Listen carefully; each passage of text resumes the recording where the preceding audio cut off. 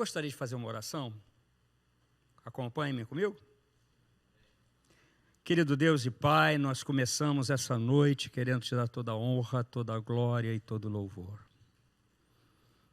Fechamos nossos olhos e abrimos nosso coração.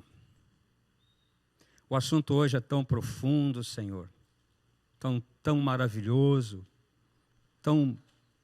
tanta graça que nós vemos em Ti. Fala por meu intermédio aos meus irmãos. Que todos nós estejamos no mesmo propósito, no mesmo parecer, ouvindo a Tua voz. Que nós saiamos daqui curados, tratados, sarados e muito mais, Senhor, cheios do Teu Espírito. Eu oro em nome de Jesus e quem concorda comigo, diga amém. Queridos, o tema é saindo da caverna. Mas hoje eu tenho aqui comigo um pouco da minha vida, apesar de não falar nada de mim, vou falar só dele, por ele, para ele. Não vou falar nada de mim, porque a minha vida é uma vida apenas como qualquer outra. Por isso que para nós é muito importante. O tema que eu estou trazendo hoje dentro dessa visão de sair da caverna, chama-se feridas da alma. Se eu perguntar aqui quem não tem uma ferida, é impossível. Só o filhinho dos bebezinhos presentes por aí que ainda tem uma vida pela frente. Por enquanto eles estão vendo tudo colorido. Depois eles vão começando a ver preto e branco. Em alguns momentos na vida a gente enxerga as coisas um pouquinho mais escuras. E o que acontece é que lâmpada para os nossos pés é a Tua palavra. E luz para o nosso caminho. Eu não sou psicólogo, não tenho aqui nenhuma noção de psicologia, mas eu quero falar um pouco como pastor, com esses 30 anos que carrego nas costas. A gente sabe que a palavra alma vem dessa expressão do grego psique, né? Daí psicologia, psiquiatria, psique é a mente, alma. A alma ela é composta de emoção, razão e volição. Emoção, sentimentos, amar, chorar, sorrir, se emocionar, né? É a própria palavra, emoção. Eu, por exemplo, toda vez que eu venho aqui, eu fico emocionado. Então, a minha alma, às vezes, grita dentro de mim.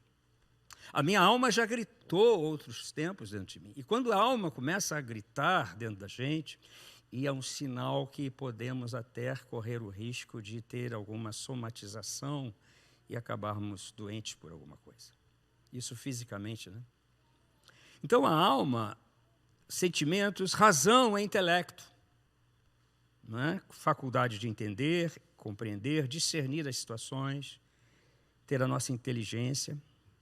A volição é a ação de escolher. Eu decido.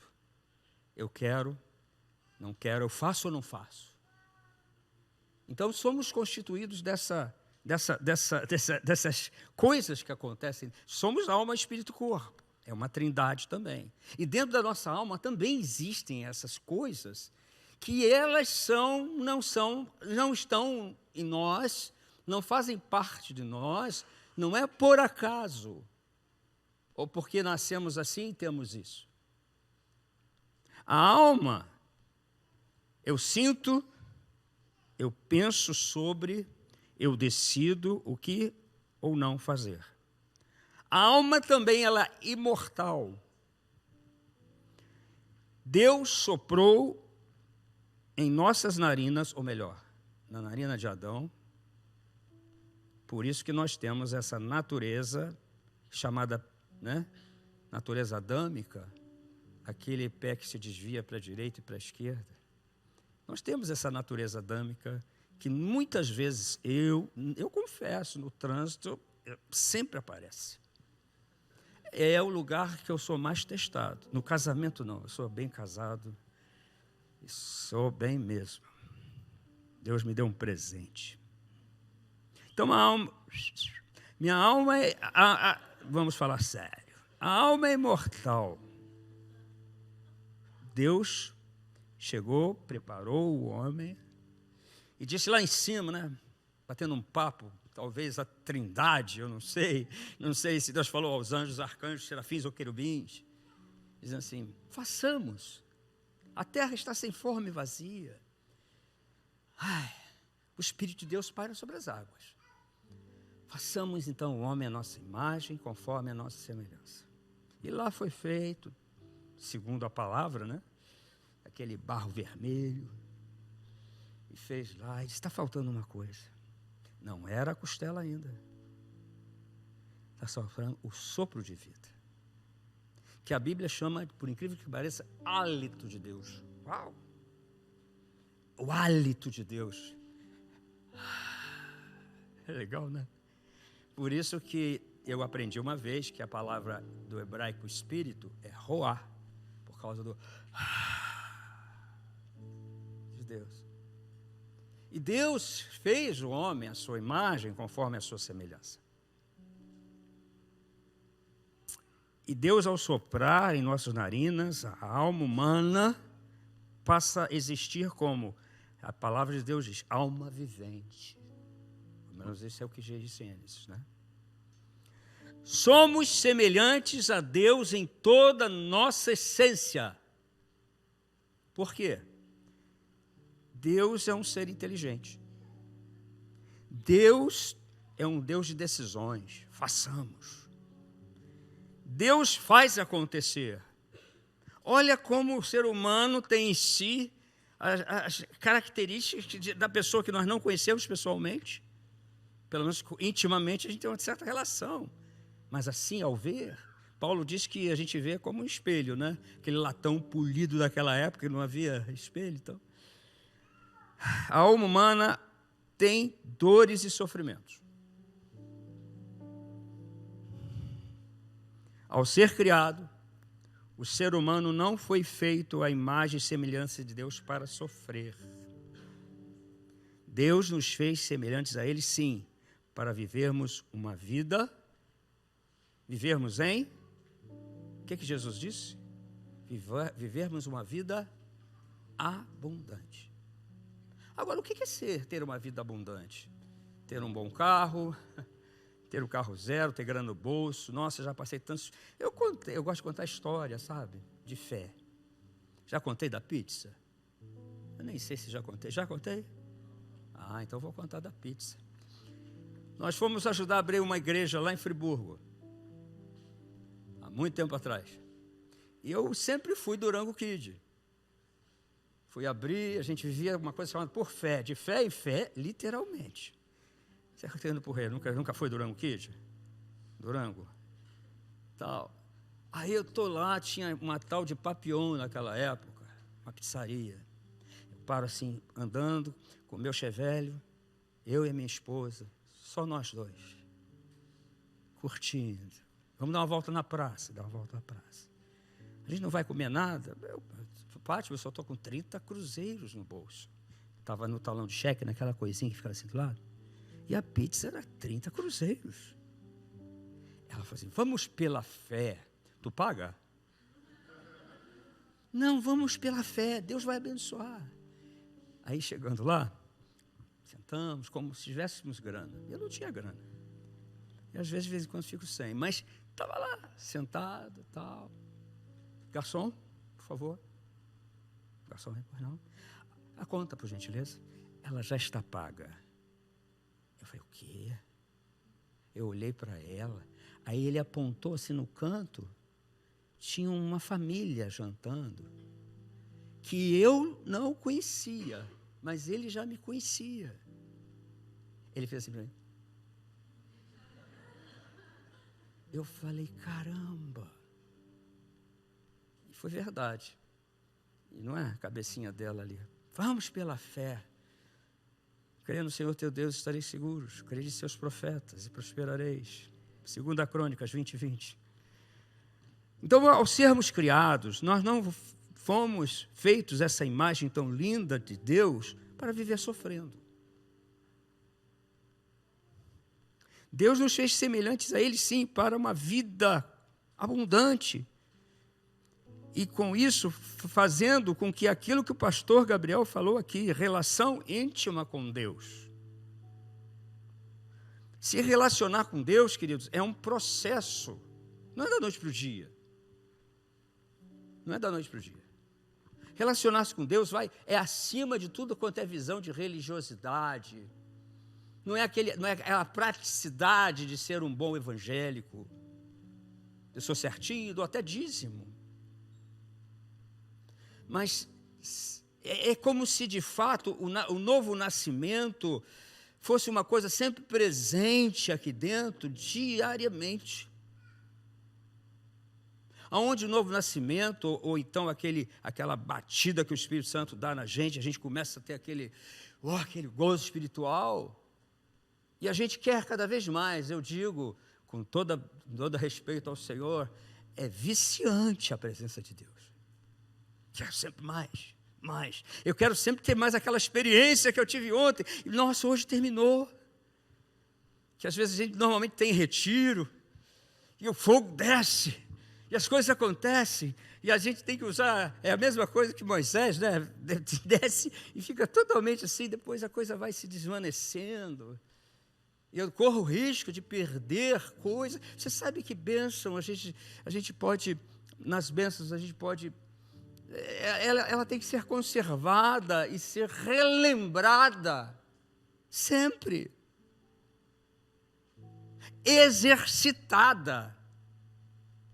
É um exercício de fé. Fé é exercício de prática.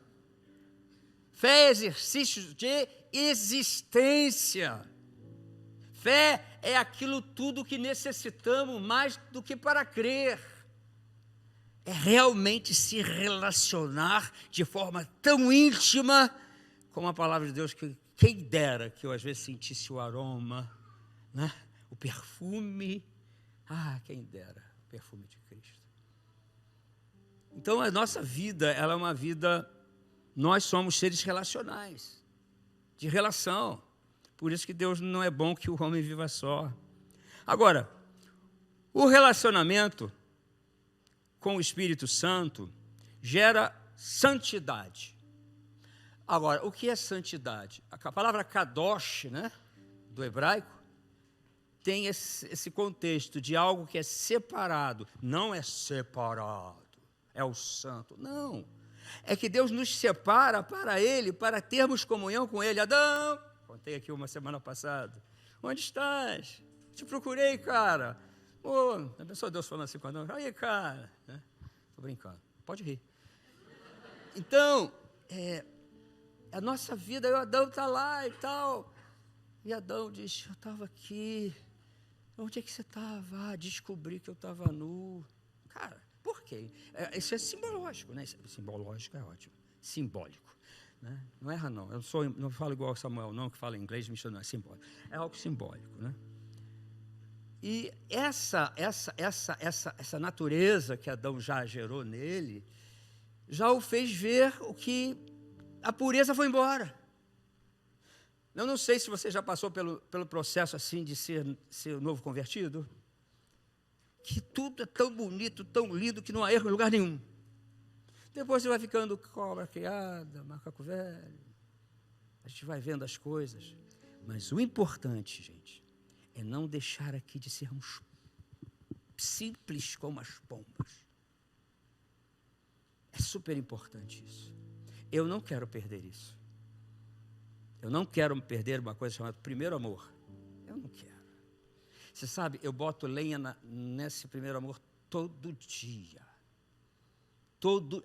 Gente, é todo dia. Relacionamento com Deus é todo dia. Você pode me achar maluco, mas hoje eu acordei assim, acordei tarde hoje. Que maravilha. Fazia tempo. A mulher já não estava mais na cama. Eu normalmente saio antes dela, e hoje eu acordei, eu falei assim, Deus, Tu és maravilhoso. Nem tinha escovado o dente ainda. Deus, Tu és glorioso. Sabendo que eu ia pregar hoje. Oh, Deus, opera. Mas aí, queridos, o pecado original nos afastou dele. Então, o Espírito Santo, essa questão de santidade, eu não acredito que a santidade seja aquilo assim, eu tenho que ser santo, eu tenho que santificar a minha vida. A relação, ela se torna tão profunda, tão íntima e tão gostosa, que dá prazer, porque a Bíblia diz, se Deus nos fez a sua imagem e semelhança lá atrás, e em Cristo somos novas criaturas, as coisas velhas passaram, então eu nasci de novo, não tenho mais a natureza adâmica, então conscientemente eu quero agora ser semelhante a Cristo. Aqui na minha cabeça eu tenho que ter uma ideia, eu tenho que ser semelhante a Cristo. É isso aí mesmo. Quem falou tem razão. Diz nada. Então, nós temos que ser semelhantes. É prazeroso, gente, alguém passar pela gente. Uma vez eu estava lá fazendo minhas fisioterapias, como sempre. Eu estou lá, bom dia, boa tarde, boa noite, bom dia, boa tarde, bom dia. O que você tem, hein? Eu falei, por quê? Sou tão mal assim? Porque eu estava tão mal aquela semana, cheio de problemas, ainda estava como pastor da frente da igreja. É uma barra, viu? É uma barra. Você está na frente, viu? Eu estou louvando a Deus que eu estou cá na retaguarda agora. É uma barra, é uma luta. Eu ali, fazendo fisioterapia, preocupado com as coisas lá da igreja. Aí a moça assim, depois do tempo, o que o senhor tem? Eu falei, caramba, eu estou mal mesmo. Pensei mesmo. Ela disse, você passa uma coisa tão boa. E aí? E aí? Eu cheio de minhoca na minha cabeça. O que você me responde? Eu não sei. Eu só sei de uma coisa. A Bíblia fala que tudo é dele, por ele e para ele. Então, essa santidade, que é uma coisa tão natural, que é gerada como uma semente e você engravida, ela também gera sanidade. Por quê? Romanos no capítulo 5, versos 17, 18, diz, se pela ofensa de um, que era Adão, por meio de um só reinou a morte, muito mais os que recebem a abundância da graça e o dom da justiça reinarão em... Não ouvi. Em vida. Reinarão em vida. Então, quem recebe, sabe, por causa de um, eu sei que as coisas, a minha natureza humana, por meio dele, reinou a morte em mim. Eu sei quem eu era, eu sei o que eu fazia, mas hoje, muito mais agora, eu recebi em vida,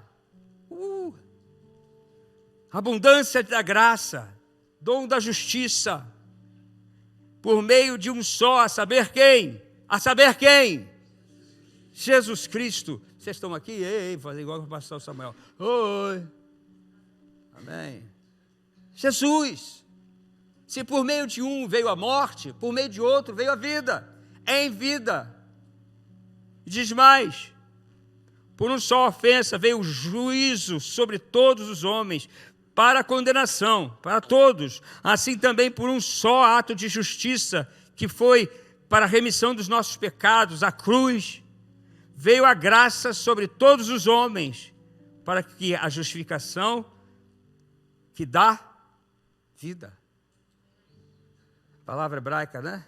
É hebraica ou é grego? Não, é zoe, vida, vida, vida, vida, vida, vida, vida. Eu estou falando com vidas. Você está escutando uma vida com testemunho a dar. Jesus disse uma vez, eu sou o caminho, a verdade e a... Quem por mim vem, né? Como é que diz? Caminho, a verdade. Ninguém vem ao Pai, senão por mim. É isso? Eu sou o pão da vida.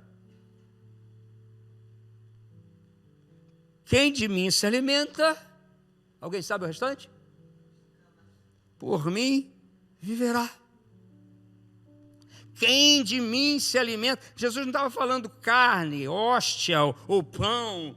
É a nossa mente, é a nossa alma. O que eu venho alimentando a minha alma? A minha alma é sedenta. A nossa alma é faminta. As pessoas procuram religiões. Vai lá, vai lá numa igreja, vai lá e outro baixa um santo, desculpe o respeito, tal, vai lá. As pessoas querem uma expressão de algo que mude a sua vida. E só há um caminho, só uma verdade, e a vida. E ninguém vem ao Pai. Ele não falou, ninguém vai. Não, ninguém vem, tem que passar por Ele. Ninguém vem ao Pai. Queridos, ninguém chega ao Pai se não for pelo Filho. Quem de mim se alimenta, por mim viverá. Então, tem gente precisando alimentar a sua alma das coisas de Deus. Se eu alimento a minha alma das coisas de Deus, nossa, essa pandemia, essa coisa, desculpe aqui, essa coisa de esquerda, de direita, ai, eu cansei disso. Ai, com todo respeito, você se é de direita ou de esquerda, eu sou de Cristo Jesus, com todo respeito. Isso me cansou, isso me estressava. Vocês acreditam que me estressava? Essa divisão, uma coisa maligna, dentro do corpo de Cristo. Desculpe a minha sinceridade. Então, Paulo fala em Filipenses, no que pensar? Abre o jornal, estava lá. Então você vai chegando num ponto que você já está estressado. Gente, teve gente que fechou tudo, perdeu coisa demais na pandemia. Perdeu dinheiro, perdeu emprego, perdeu empresa, porque não sabia administrar, precisava contas a pagar. E você imagina quantas pessoas. Teve gente que morreu, gente querida. Eu tive pastor amigo que está na glória. Eu tinha, meu Deus, o médico dos meus filhos, pequenininho, um cara da minha idade, morreu. Imagina essas vidas, são perdas e perdas e perdas e perdas e perdas. Perde isso, perde aquilo, caramba, como é que fica a minha alma nisso tudo? Entra Cristo, preciso de Cristo. Ele não é a minha droga, Ele não é, eu não sei nem nome de remédio, mas Ele não é o meu remédio. Ele é Cristo, é Senhor da minha vida. E se Ele ressuscitou Lázaro, quem crê que Ele é capaz de ressuscitar? Ou ainda cremos que foi só para aquela época? Ou eu creio que Ele é Deus, ou eu não creio. Ou eu creio que Ele pode, ou eu creio que Ele não pode. Então, Ele pode, porque Ele é Deus. E ninguém tira isso. Por isso que dentro da fé é necessário também, dentro da fé, ter resiliência. Mesmo que você caia ali, tropece ali, levanta ali, vai, porque o Senhor segura pela mão. Finalmente, irmãos, tudo que temos que pensar, disse Paulo aos Filipenses, tudo que é verdadeiro, temos que pensar. Tem que me alimentar minha alma de tudo que é verdadeiro. Tudo que é respeitável. Respeito entre as famílias, respeito entre os casais. Respeito entre família. Tem muita família aqui machucada, porque testemunhou situações na vida desde pequenos, que deixou essa pessoa. Eu fiquei um tempão assim, no meio da pandemia. Olha para minha perna.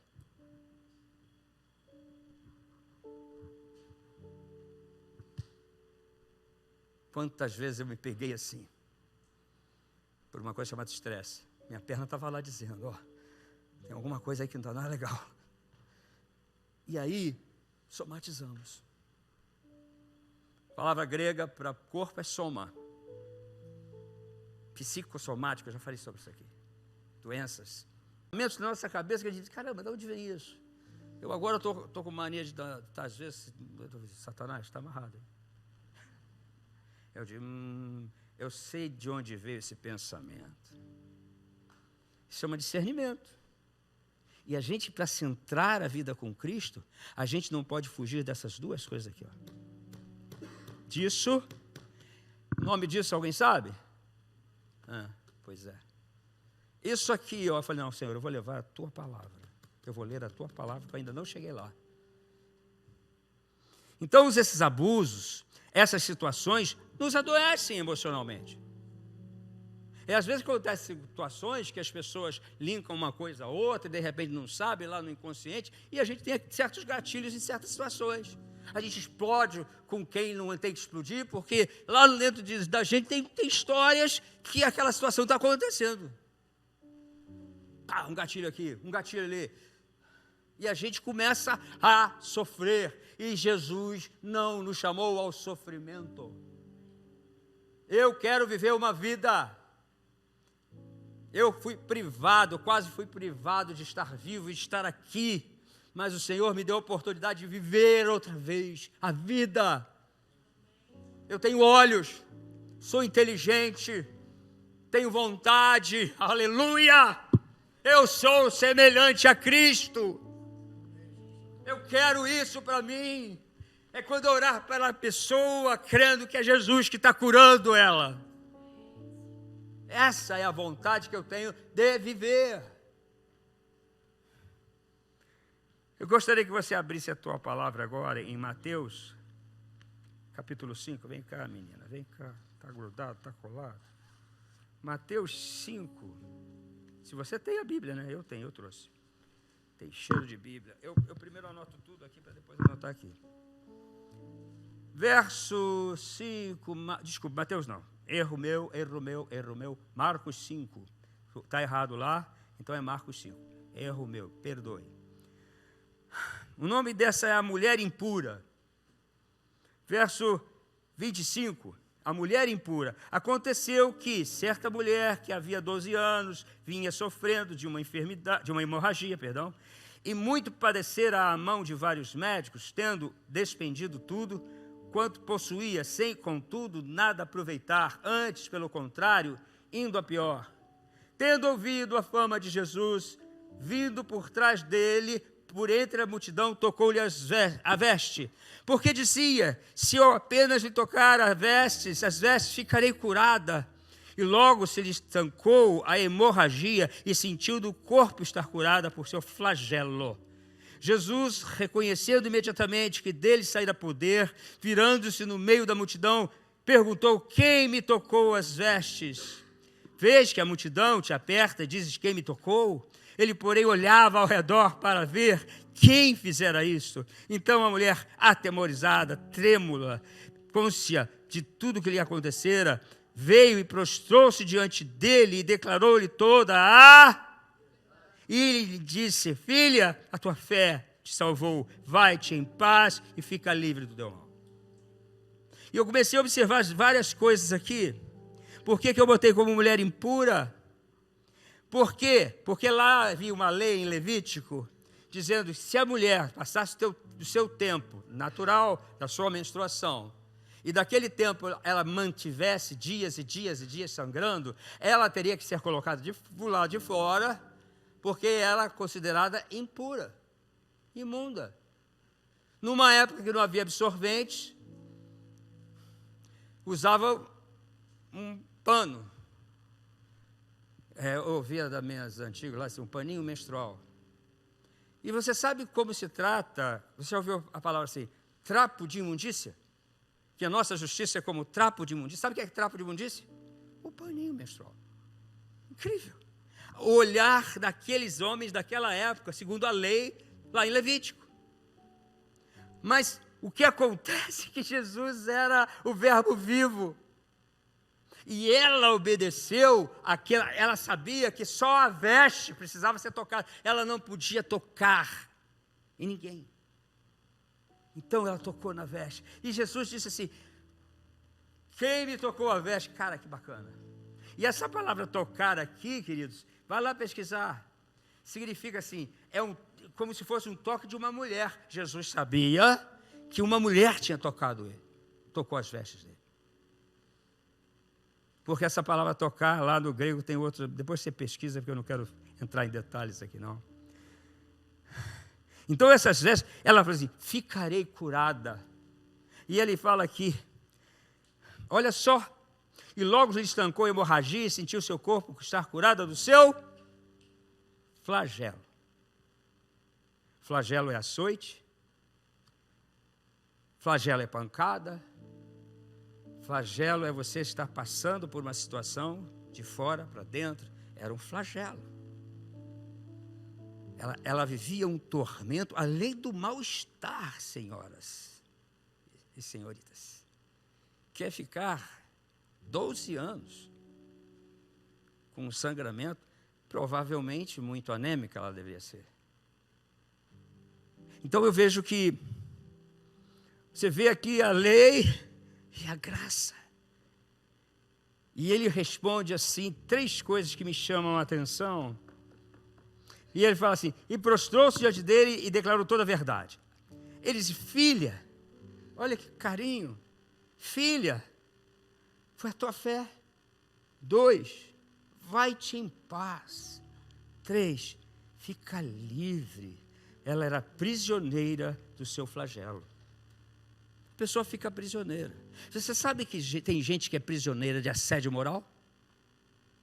Tem gente que é prisioneira, ela não sabe sair daquele lugar de dependência, sei lá de quê, se torna algo doentio.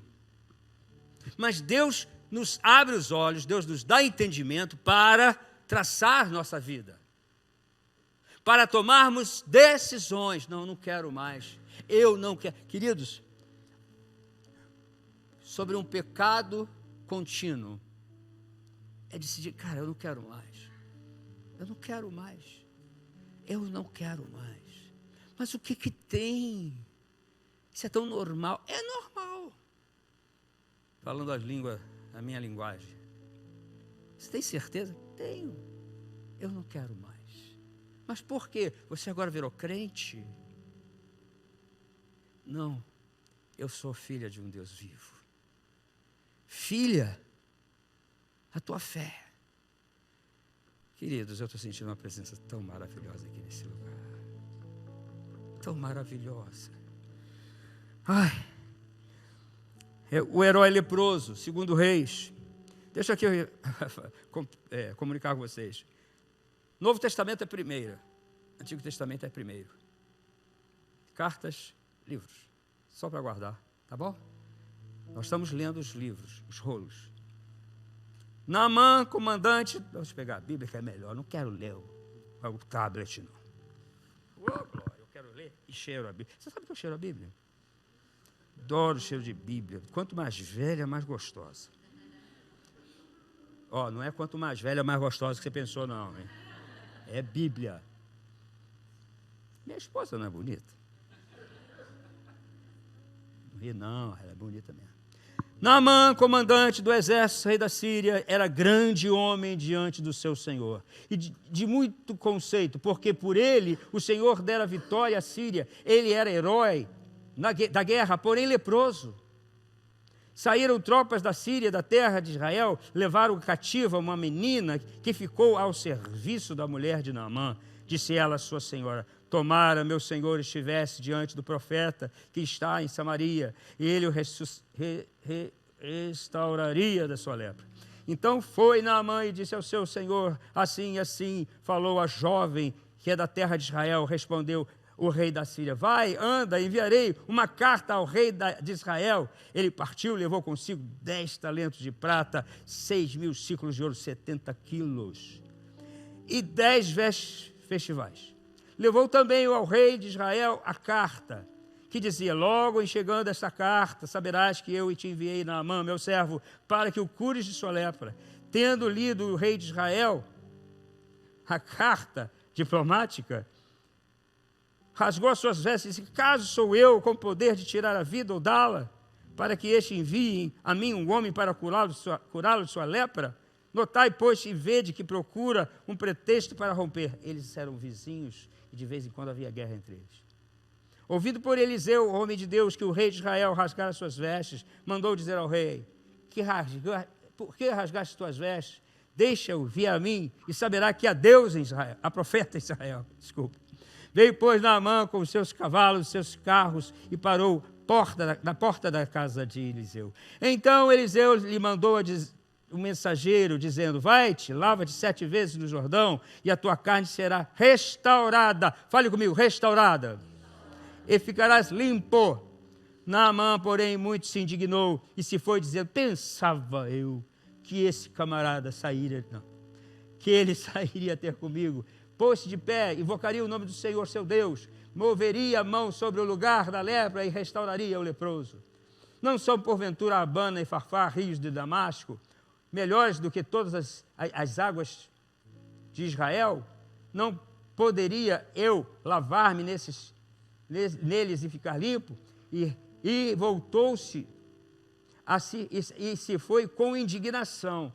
Então se chegaram a ele seus oficiais, dizendo: meu pai, se houvesse dito o profeta alguma coisa difícil, acaso não farias? Quanto mais que já apenas disse: lava-te e ficarás limpo.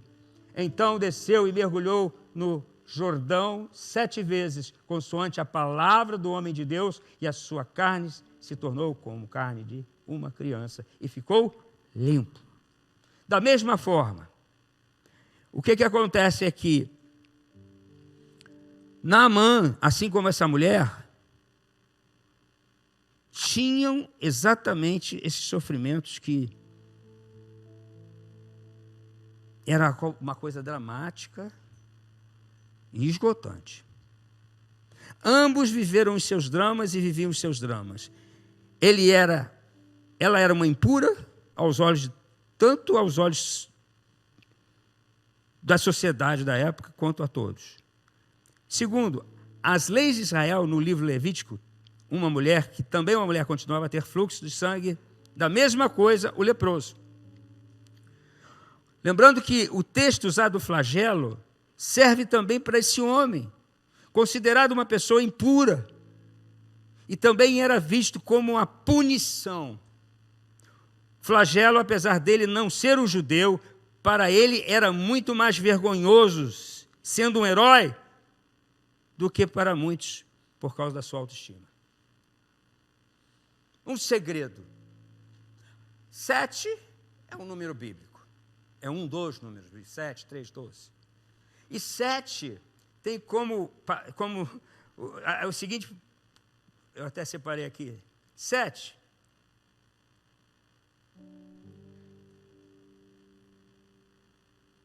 Aqui. 7 significa perfeito, pleno, glorioso e o que é completo, ou o que se torna completo.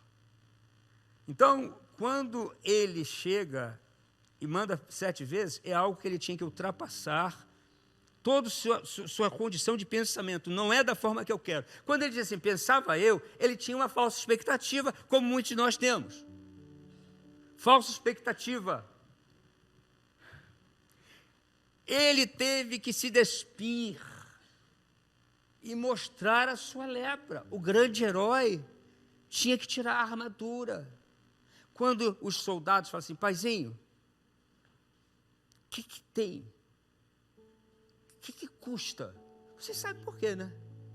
Soldados sabem obedecer ordens. Eles estavam acostumados. Ele não estava acostumado. Então, quando ele tira a roupa e mostra de fato quem ele é, o primeiro ato de libertação está aí. Confessai os vossos pecados uns aos outros, para serdes o quê?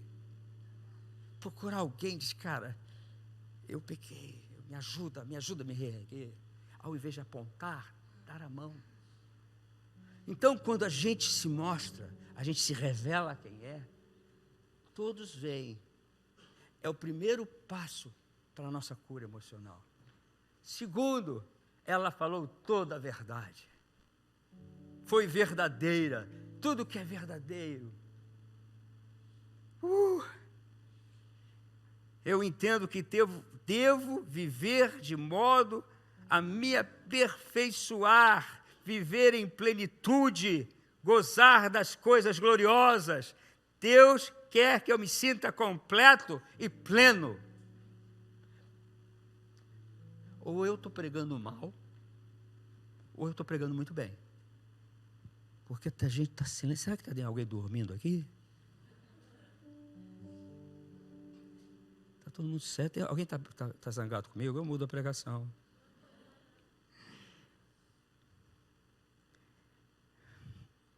Eu não quero mais ser leproso.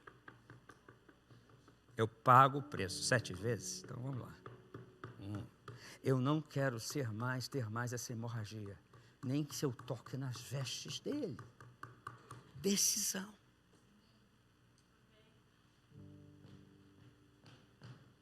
Decisão. Quando a pessoa decide por Cristo, um ponto. Quando a pessoa decide, não quero mais essa vida mesquinha para mim, segundo ponto. Eu não quero mais viver neste flagelo de vida, terceiro ponto. Eu vou decidir mudar o meu viver. Eu quero viver para honrar o nome do Senhor. Eu quero viver para a glória de Deus. Sabe o que vai acontecer? Luz brotando nas trevas. Luz brotando nas trevas. Quão grandes iluminadas serão. Renovação da mente. Para que experimenteis qual seja a boa, e não vos conformeis com este século, mas transformai-vos pela renovação da vossa mente, para que experimenteis qual seja a boa, agradável e perfeita vontade de Deus. Transformai-vos. Tudo que é puro, tudo que é verdade. Eu não quero mais. Esse cabelo me incomoda. Aí vão dizer que eu estou falando assim. Alguém me disse lá embaixo, mas o cabelo é muito fino, desculpe. Ai.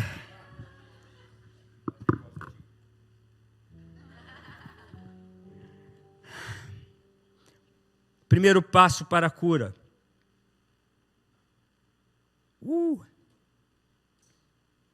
Ser verdadeiro. Segundo passo, arrependimento. A palavra arrependimento aqui significa metanoia, mudança de mente. Metanoia. Cair em si, aquele jovem lá naquela parábola, caiu em si e disse, já sei o que eu vou fazer. Ou seja, ele decidiu não viver mais comendo entre os porcos. Alfarroba, já comeu alfarroba? É gostoso. É docinho. É igual um açúcarzinho. Mas não foi entre os porcos que eu comi, não. Eu não quero mais isso para a minha vida. Decisão. E ambos não queriam. Nem vos conformeis com este século, mas transformai-vos por uma mente renovada, para experimentar coisas que jamais experimentou, mesmo sendo evangélico. É forte isso, né? Para experimentar a boa, agradável, perfeita vontade de Deus. Terceiro passo, gratidão. A palavra gratidão, do grego, eucaristel, ou seja, caristel, graças a Deus. Eucaristel, gratidão. Conheci muitos casos de filhos que não falavam com pais. Porque o pai feriu, ou o pai fez mal à mãe, sentiu a dor da mãe, ou sentiu a dor, e não falam mais. Que coisa gostosa é você chegar para uma pessoa que te fez mal e você conseguir trabalhar o perdão e, mesmo que não precisa nem andar junto outra vez, mas pelo menos quebrar esse elo, principalmente quando é coisa de família. Principalmente. Meu pai, eu já contei isso aqui, meu pai era um cara, nossa, ele me amava sem dizer que me amava. Nunca me disse que me amava. Hoje a gente fala, né, filho, eu te amo. Ô, pai. Meu pai nunca me disse. Aí eu me converto. Eu falei, eu tenho que acertar algumas coisas aí. Eu não podia continuar do jeito que eu estava. Eu tenho que acertar. Recém-casado, já morando no Rio, meu pai ainda já idoso, lá morando em Niterói. E naquela época o telefone para Niterói era caro pra caramba. A gente tinha que falar rápido, que gastava uma grana. Aí eu liguei lá da casa do meu sogro, porque eu não tinha telefone, não existia celular, não existia nada. Eu falei rapidinho, eu tenho que dar o primeiro passo. Sou eu que nasci de novo, ele não nasceu de novo. Eu falei assim, pai, oi, tudo bem? Tudo bem. Eu queria dizer só uma coisa, que é, te amo. Aí eu eu amo você, pai. O homem ficou calado do outro lado. Desligamos e tal. Agora eu tomei a coragem para ir pessoalmente. Peguei a velha barca. Fui eu de barca para Niterói. Fui lá falar com o papai. Ele me abre, estava um calor. A gente não esquece, né? Calor, ele sem camisa, suado, barba para fazer, espetando. Eu falei, pai, eu te amo. Eu fui dar um abraço nele. Sabe quando a pessoa fica assim? Tadinho dele. Eu amo você. Tomei coragem. É igual aquela pessoa que no inverno toma coragem para tomar banho frio. Tomei coragem. E fui. Porque eu precisava ser livre. Gratidão.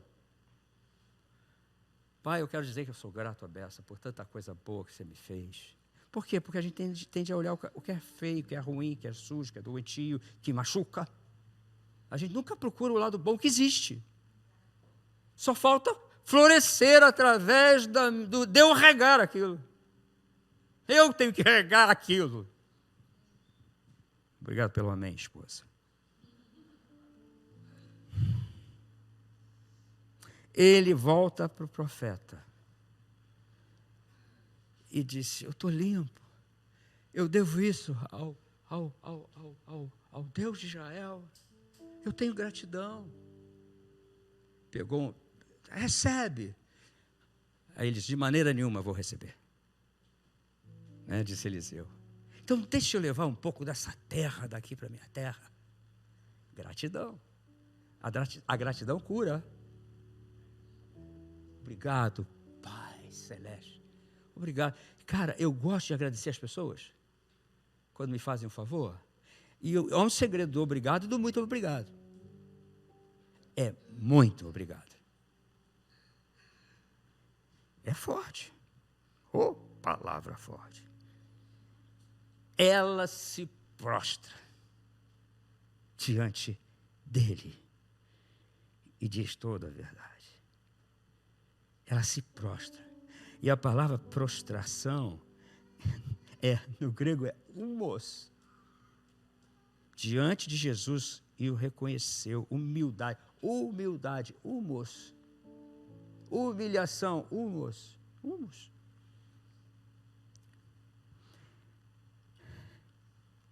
Eu quero concluir essa palavra.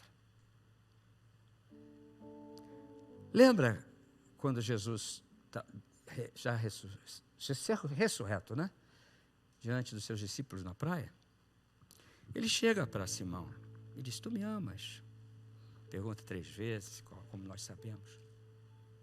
Ele falou uma coisa para Pedro. Tu me amas? Sim, eu amo. Faz uma coisa. O que ele disse para ele fazer? Oi? Apacenta as ovelhas.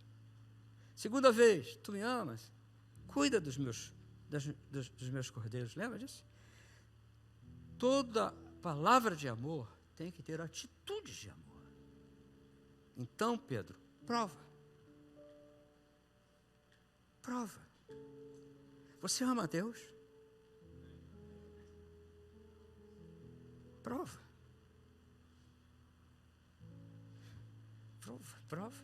O que você tem dito assim, Senhor? Realmente te amo. Teve um cara que chegou, pediu, dá-me o teu filho, o teu único filho.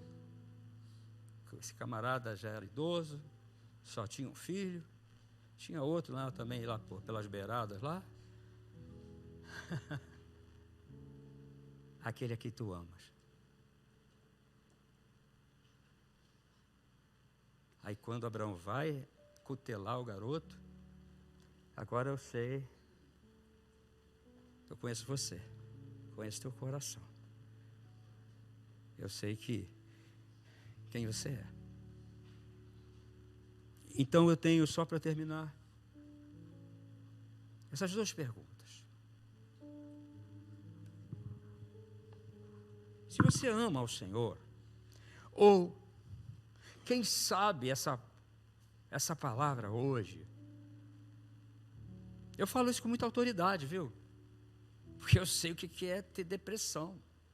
Eu sei o que é ficar sem dormir num CTI 11 dias. Eu sei o que é ter medo. Eu sei que minha veia, só agulha de neném entra hoje. Eu sei o que eu estou falando. Então eu não estou falando aqui por uma mera pregação. Então eu quero te fazer uma pergunta. Você sabe quem é Deus? Você tem vontade de se relacionar com Ele? Você quer ser íntimo dEle? Ao ponto de você ouvi-lo e treinar a sua vida em obediência e submissão. Fala, Senhor, fala. Eu quero te ouvir. Eu preciso de Ti. Aquela decisão que eu vou tomar, eu não posso tomar sem a Tua direção. Eu preciso da Tua graça para viver essa vida. Sem o Senhor eu não sei viver. Uau! E Deus começa a direcionar, Deus começa a agir. Deus te leva ao arrependimento, depois a gratidão, depois uma atitude, e você passa a viver santificando alma, espírito e corpo. Então eu não quero saber, é só Deus para saber, se eu ama. Então consulte o seu coração, Senhor, o que eu posso, o Senhor quer de mim, eu estou aqui. 2, gratidão, como eu falei, Senhor, eu sou grato, tenho gratidão em meu coração. E deixa eu falar o terceiro, que eu acabei esquecendo. Mas eu estou brincando assim, queridos, mas a coisa é bem séria. Quando a palavra de Deus nos orienta, é uma coisa maravilhosa.